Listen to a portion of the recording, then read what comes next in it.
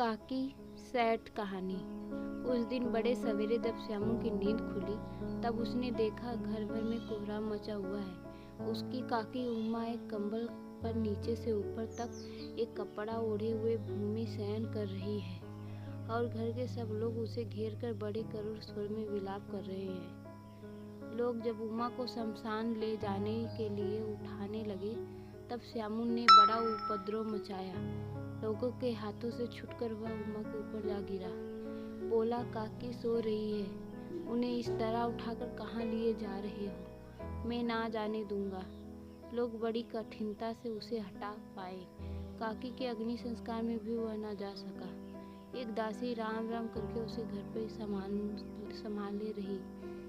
यद्यपि बुद्धिमान गुरुजनों ने उन्हें विश्वास दिलाया कि उसकी काकी उसके मामा के यहाँ गई है, परंतु असत्य के आवरण में सत्य बहुत समय तक छिपा न रह सका। आस पास के अन्य अबोध बालकों के मुंह से ही वह प्रकट हो गया। यह बात उसे छुपी न रह सकी कि और काकी कहीं नहीं ऊपर राम के यहाँ गई हैं। काकी के लिए कई दिन तक लगातार रोते रोते उसका रुद्रन तो क्रमशः शांत हो गया, परंतु शोक शांत न हो सका। वर्षा के अनंतर एक ही 2 दिन में पृथ्वी के ऊपर का पानी अगोचर हो जाता है, परंतु भीतर की भीतर उसकी आर्द्रता जैसे बहुत ही दिन तक बनी रहती है। वैसे ही उसके अंशतल में वह शोक जाकर बस गया था। वह प्रायः अकेले बैठा रहता, शून्य मन से आकाश की ओर ताका करता। एक दिन उसने ऊपर एक पतंग उड़ती देखी। ना जाने क्या सोचकर उसका हृदय एकदम खिल उठा। विश्वेश्वर के पास जाकर बोला, काका मुझे पतंग मंगा दो। पत्नी की मृत्यु के बाद से विश्वेश्वर अन्यमस्तक रहा करते थे। अच्छा मंगा दूंगा कहकर वे उदास भाव से और कहीं चले गए। श्यामू पतंग के लिए बहुत उत्साहित था। वह अपनी इच्छा की किसी तरह रोक न सका। एक जगह खूंटी पर विश्वेश्वर का कोट टंगा हुआ था। इधर उधर देखकर उसने उसके पास स्टूल रखकर और ऊपर चढ़कर कोट की जेबें टटोली। उसमें से एक चवन्नी का आविष्कार करके तुरंत वहां से भाग गया। सुखिया दासी का लड़का भोला श्यामू का बचपन का साथी था। श्यामू ने उसे चवन्नी देकर कहा, अपनी जीजी से कहकर चुपचाप एक पतंग और डोर मंगा दो। देखो खूब अकेले में लाना, कोई जान न पावे। पतंग आई। एक अंधेरे घर में उसने डोर बांधी जाने लगी। श्यामू ने धीरे से कहा, भोला किसी से ना कहो तो एक बात कहूँ? भोला ने सिर हिलाकर कहा, नहीं किसी से नहीं कहूँगा।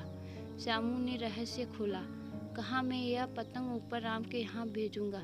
इसे पकड़कर काकी नीचे उतरेगी। मैं लिखना नहीं जानता, नहीं तो इस पर उनका नाम लिख देता।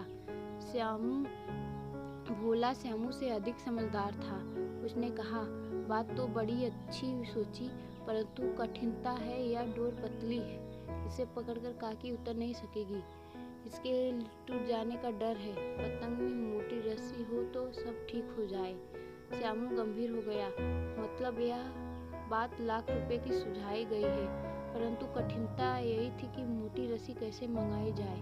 पास में दाम है या नहीं, और घर के जो आदमी उसकी काकी को बिना दया माया के जला आए, वे उसे इस काम के लिए कुछ नहीं देंगे।